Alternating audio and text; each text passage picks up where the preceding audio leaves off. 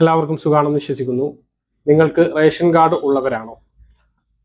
പഞ്ചായത്ത് മുനിസിപ്പാലിറ്റിയുടെ ഹരിതകർമ്മ user ഫീ നൽകുന്ന card ഉള്ളവരാണോ എങ്കിൽ നിങ്ങൾക്ക് ലഭിക്കുന്ന നിരവധി സഹായങ്ങളുടെ അപേക്ഷകൾ ആരംഭിക്കുകയാണ്. രണ്ടാം ഘട്ട ഗ്രാമസഭകൾ നമ്മുടെ സംസ്ഥാനത്ത് ആരംഭിച്ചു.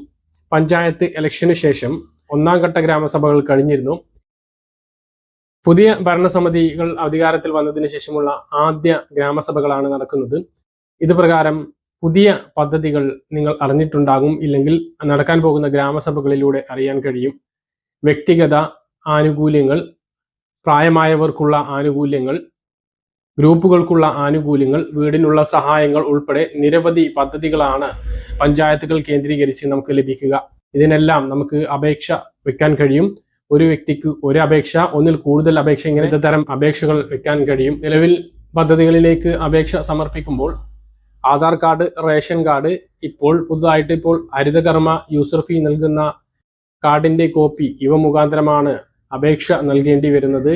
ഇനി ആ ഒരു കാർഡിന്റെ കോപ്പി നൽകിയില്ലെങ്കിൽ പോലും ഹരിതകർമ്മ യൂസർ ഫീ നൽകാത്തവർക്ക് ആനുകൂല്യം ലഭിക്കില്ല എന്നുള്ള ഒരു കാര്യം കൂടിയുണ്ട്. അപ്പോൾ ഇതെല്ലാം ശ്രദ്ധിക്കേണ്ടതുണ്ട്. പദ്ധതിയിലൂടെ നിരവധി സഹായങ്ങളാണ് ലഭിക്കുക. പൊതുവായിട്ട് പറയുകയാണെങ്കിൽ 60 വയസ്സിന് മുകളിൽ പ്രായമുള്ള ആളുകൾക്ക് ഊന്നുവടി വിതരണം, പ്രായമാർക്കുള്ള കട്ടിൽ വിതരണം, കമ്പിളിപ്പുതപ്പ്, കണ്ണട നൽകുന്ന പദ്ധതി, മന്ദഹാസം പദ്ധതി പോലെ ദന്തനിര പല്ലുകൾ മാറ്റിവെക്കുന്നതിന് വേണ്ടിയിട്ടുള്ള സഹായങ്ങൾ, ഭിന്നശേഷിക്കാർക്ക് 3 ചക്ര വാഹനങ്ങൾ, അതുപോലെ തന്നെ വീൽചെയർ ഉൾപ്പെടെയുള്ള സഹായങ്ങൾ, ഇവയെല്ലാം തദ്ദേശ സ്ഥാപനങ്ങളിലൂടെ ഇത്തരം അപേക്ഷകളിലൂടെയാണ് ലഭിക്കുക.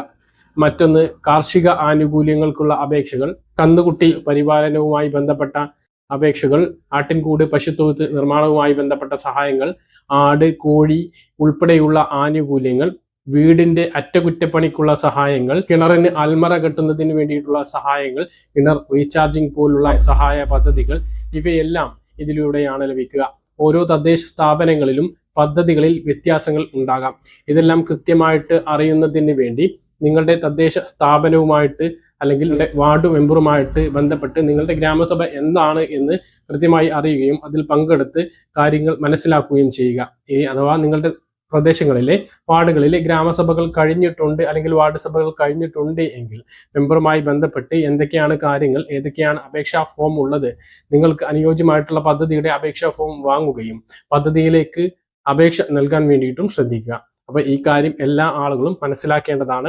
പറഞ്ഞ കാര്യങ്ങൾ കൃത്യമായിട്ട് മനസ്സിലാണെന്ന് കരുതുന്നു. ഇതുപോലുള്ള ഇൻഫർമേഷനുകൾക്ക് ഫോളോ ചെയ്യുക, സബ്സ്ക്രൈബ് ചെയ്യുക. മറ്റൊരു വീഡിയോയുമായി വീണ്ടും കാണാം. ദൂരേക്ക് ബൈ.